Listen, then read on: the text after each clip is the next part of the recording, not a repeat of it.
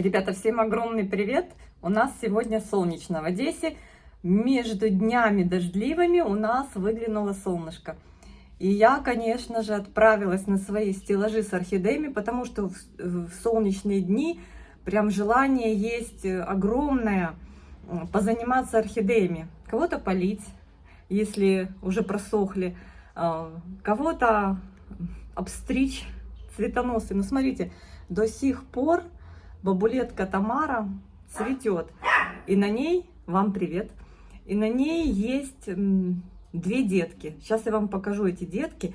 И слушайте, здесь на верхнем стеллаже я нашла две орхидеи с цветоносами. Я не ожидала в первой декаде октября найти цветоносы. Сейчас покажу. Конечно, был перепад температурный за эту неделю. Похолодало у нас в Одессе. И орхидеи моментально отреагировали. Но не все, ребят, не все. Две нашла. Недавно срезала цветоносы. И вот новый носик цветоноса появился. И уже такой подросший. Меня это очень удивило. Вообще, думаю, ничего себе скорость. Это орхидея «Золотое яблоко», так, кажется, она называется, очень красивая, очень пышно цвела, пересажена мной, да, Golden Apple, так называется этот фаленопсис. Слушайте, ну, невероятно, цветунья еще та, невероятная, тут даже по количеству цветоносов видно. И что самое интересное у Golden Apple, ребята, гляньте, девочки, у нее односторонний выход цветоносов. Вот почему так происходит. Видите? Корни новые идут. И смотрите, вот эти два цветоноса при покупке были. Потом мой домашний. И вот еще один домашний новый. А с этой стороны нет ни одной пазухи, которая бы процвела. Видите, как получается? Ну ладно. Такая вот прослеживается интересная особенность у этой орхидеи. Так, и еще одна, которая меня порадовала сегодняшним утром. Это вот эта, у которой тоже я увидела носик цветоноса. Так, а что это у меня за орхидея? По-моему, это та орхидея, которая цвела у меня цветоносами с разными цветами. Азиатская скрипка я ее называла, но не факт. И вот у нее вновь новый цветонос. Корни, новый листик и новый цветонос. Я просто взяла их посмотреть, вижу, что вот именно эта орхидея. А я полила ее или нет? Да, я ее полила. Она была суховатая. И меня прям порадовал выход этого цветоноса, хотя я, конечно, думала, что по ней еще немножко отдохнули. И вот здесь совсем другая картина, иная. Цветоносы были ниже уровнем, потом, видите, несколько пазух не активировались, и только здесь, из верхних пазух, появился цветонос. Как он будет развиваться, посмотрим. Ну вот, подтверждается теория, всем уже известная, что для того, чтобы орхидеи зацвели, им важен, на появление цветоносов, важен, конечно же, перепад температурный, а потом уже все остальное. Уже для формирования полноценного цветения нужны микроэлементы, калий, фосфор, хорошее освещение. В общем-то, для закладки и для выгонки цветоносов нужно снижение температур. И вот представляете, верхний стеллаж, и здесь, казалось бы, намного теплее, чем внизу на стеллаже. Здесь первые цветоносы, хотя здесь теплее. Так, меня спрашивали про моего Патрика. Помните, мы его пересаживали вот в такую систему. Кора галтованная и живой мох. Девочки, ну вот, Патрик жив-здоров, активен. Сейчас вам покажу. Вот, корень от шеи. Я за него переживаю. Вы все знаете, что это моя уценочка. Лист растит. Хотелось бы, конечно, чтобы он активнее рос. И насчет цветения я бы даже готова к тому, чтобы он в этом сезоне пропустил бы цветение. Мне хотелось бы, чтобы он активнее нарастил корневую. Видите, вот корешок идет. Но вот эти старые корни, они не особо-то и активные. Пока я не вижу. Может, они там где-то спрятались. Ну, нету такого, знаете, взрывного, активного у него роста. Но учитывая, что это орхидеи-мутанты, они такие, знаете, кто-то говорит, с придурью. Потому что они очень часто, ну, капризничают. И я заметила по количеству пар листьев, не щедры они, не щедры. Хотя не могу сказать, например, такое о бабочке кимоно. Она у меня очень такая. Покажу вам ее сейчас с большим количеством листьев. Так, ну и вот что сегодня я хочу сделать. Это вот еще один мой мутантик. Красавчик, обожаю его. Посмотрите, какой классный. А тарахтит здесь вот этот красавчик. Он нашел ручку и пытается оставить на ламинате роспись. Жорик, а ну выброси эту ручку. Сейчас буду забирать. Загрызет. Короче говоря, вот этот мутантик, девчонки, я просто обожаю этого мутантика. Вот из всех мутантиков мне нравится эта щенячья радость, я ее называю. Ну вот мне так кажется, что он такие, знаете, вот мордашки классные. И вот здесь у нас два дитя. Телепается два дитя. И вот одно из них, мне кажется, что уже пора бы и срезать. Это все дети цитокининовые, девчонки. 2-й год они у меня потихонечку развиваются. Я все посматриваю, когда же лучше отделять. Ну, наверное, вот это уже лучше отделить. Перед этим я тоже сняла детку с нее, с этой красотки. Боже, на солнышке прям невероятная красота. Эта детка у меня вот здесь, в плагроне. Вот она, жива-здорова. Вот такая вот красотка. Растит корешки. Так, девочки, сейчас мы глянем, что там по корням. Ну, вот корешок. Видите, в активном росте. Один, вот там 2-й кончик корешка выглядывает. И где-то там внизу еще корни.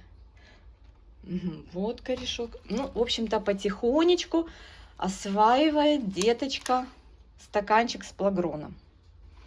Вот такая она уже. Это самая старшая.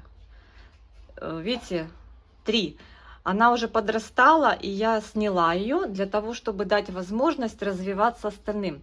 Поэтому мне надо будет сегодня снять вот эту, чтобы это стало быстрее развиваться. Насчет развития этой орхидеи были вопросы у меня к ней, конечно же. Видите, она вся у меня тут в топсине, на всякий случай. Ну, после того, как я ее обработала топсином, пошел корневой незначительный, но рост. Ну, как-то мне в один момент показалось, и не просто так, вот в этом месте снят мною лист, девчонки. Потому что она что-то как приболела. Ну, вот новый лист вырастила. Так, надеюсь, что она не начнет тут гнать новые цветоносы, потому что их и так тут 4 цветоноса. Ну, очень она мне нравится. Очень благодарная растюха. Что-то мы хотим. В общем-то, надеюсь, что она у меня сохранится. И детки, которые я сниму, вот эти тоже, высажу в плагрон. И они тоже процветут по сорту. Ну, именно вот так, мутантиками. Так, я вам хотела показать еще своих малышей в плагроне. Вот, как они развиваются. Это у меня недавно высажены в плагрон Арома 68, парфюмерная фабрика. Что здесь мы наблюдаем? Я сделала посадку в 2 стаканчика, девочки, потому что Стаканчики мягкие. О, я оставила много водички внизу. Но ничего, есть рост корней. Все нормально. Развивается растение. В принципе, неплохо. И вот корни от шеи. Очень даже неплохо, но надо снять вот этот, срезать цветоносик. В общем, вот такая вот крапушка замечательная. Так, кто у меня еще в плагроне здесь? А, это те мои, которые вот мне передали, помните, которые там совсем были толком без корней. Ну вот, какой-то рост листьев идет. Здесь практически одни тяжи. Ну, не, у этой есть корни. Корни есть. Слишком влажно, недавно поливала. Но в основном тяжи у них, да. Это орхидеи, которые в жару были залиты. И веломен весь испортился. Так, среди них была еще одна, самая-самая. Одна у меня погибла. Вот еще. А когда же я поливала, что вода стоит внизу? Ну, девочки, наверное, дня 4 назад. Ну, так как здесь тяжи, то, в принципе, водичка тяжами потребляется, передается растению. Здесь вообще нет корней. Вернее, тут одни корни-то и остались. Нет веломена на корнях. Это Рейан Клава. Видите, что от нее осталось? А был вот такой куст. И вот это то, что от нее осталось. Выживет, не выживет, девочки, не знаю. Ну, пока вот так. Так, кто-то с ними еще был. Вот еще одна. Вот еще одна. Растит новый лист. Это вот мутантик. Тоже на одних тяжиках. Ну, они пока у меня вот так в баночке, девочки, чисто для того, чтобы немножечко прийти в себя и начать растить корни. А ну-ка, надо прям... Мне хочется, знаете, что сделать? Прям вот так проверить, начался тут рост корней или нет от шеи. Это непросто. В общем-то, нормально, живы. Уже несколько месяцев. Все хорошо. Я вам сейчас прям покажу свои эксперименты в плагроне, кто у меня еще есть. Вот еще одна азиатская малявка, которая прям вот не захотела в мхе в живом жить. Даже не в живом, в своем же. И потом в живой, в кору была посажена, стало ей сухо. В общем-то, она у меня загрустила. Я ее в плагрон. И вот на сегодняшний день вот так. Я оставила тяжики. Обязательно оставляйте тяжики.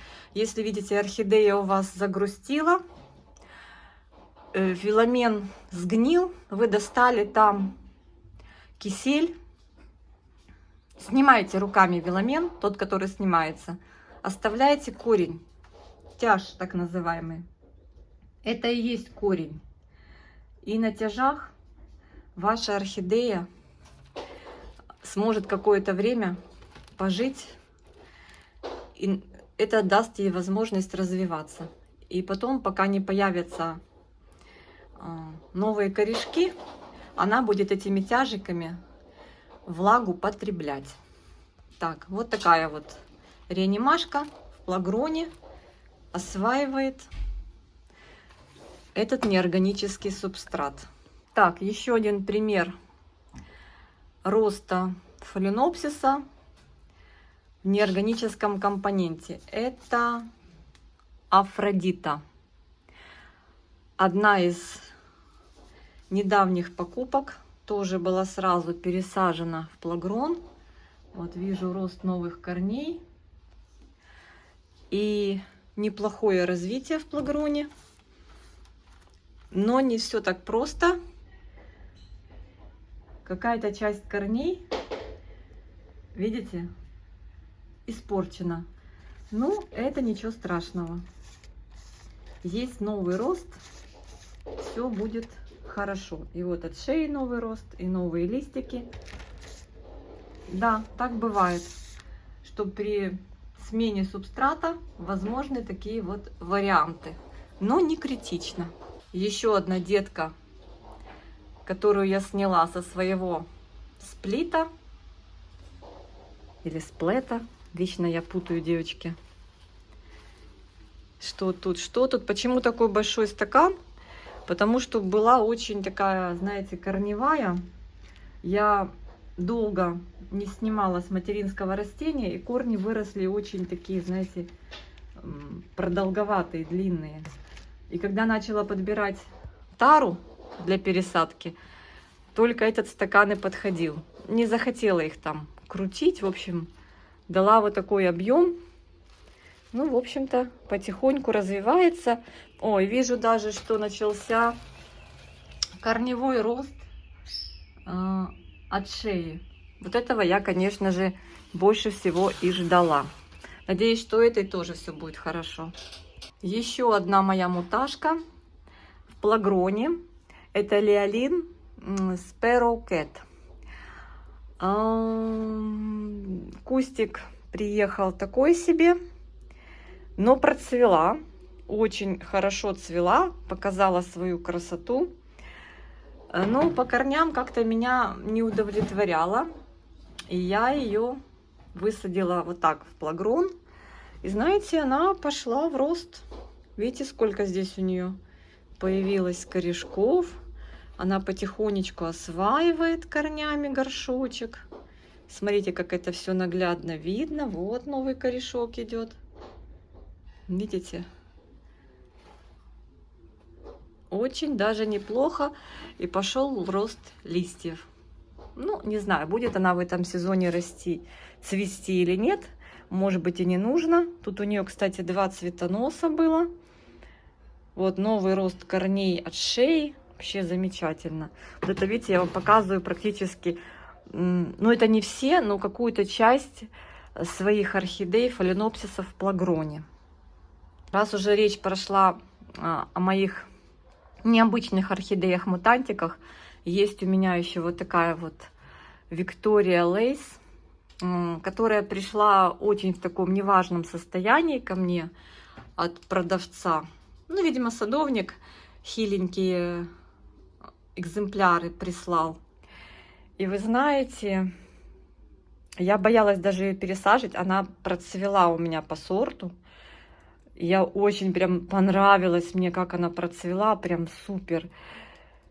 И я рискнула, освободила ее от мха и пересадила в плагрон. Вот результат на ваших экранах. Адаптационный лист небольшой. Пару листиков она сбросила еще в посадке от садовника. Ну, корневая вот растет. Видите, вот, если вы увидите сквозь водоросли активные кончики, оно снизу не видно. В общем-то, рост корней есть. Аккуратно ее поливаю. Этот корень пошел вот так вверх. Но листовая масса не особо наращивается. Хотелось бы, чтобы больше листьев выросло, чтобы сформировалась шея, для того, чтобы было откуда цвести. Ну, в общем-то, скажем так, мы живы. Вид у нас такой себе, но мы живы. Ну и закончу это видео вот этой прелестницей, которая так долго держит цветы. Все вы узнали, это Тайсука Анна. Это моя попытка номер 3. Первая попытка оказалась у меня стандартом. Я вам рассказывала уже об этом много раз. Вторая попытка бабочка тоже у меня. Она есть у меня, все нормально. Сейчас ее покажу, посмотрим, проснулась ли она наконец или нет. И вот эта третья попытка, случайная покупка, так как был заказ на пакетный заказ на азиатские орхидеи, и там одна из сортовых орхидей с мутацией выпала из пакета из-за того, что садовник не отправил его, и предложили Тайсуку. И, в общем, у меня есть видео на канале, мы с вами ее доставали из мха, и вот в этот стакан пересаживали в плагрон. Ну вот результаты. Вот так Тайсука Анна проснулась. Даже вот мы прям с цветением с вами вместе пересаживали, отделяли, очищали от мха корневую. И вот она, смотрите, после пересадки сюда Она проснулась, продолжает цвести. И вот, смотрите, активная фаза у нее сейчас корневого роста. Я вчера ее поливала хвоей, полила ее тоже немножко. И, по-моему, там уже виднеется новый листик. В общем-то, я вам скажу, по своему опыту в своих условиях, именно к этому сорту у меня подход через гидропонику, через неорганический компонент. Вот как-то так мы веселее себя чувствуем. Понимаете, девочки? Я уже заметила, ну это в моих условиях, что если что-то не получается у меня с орхидеей, я пересаживаю в гидропонику, и жизнь налаживается.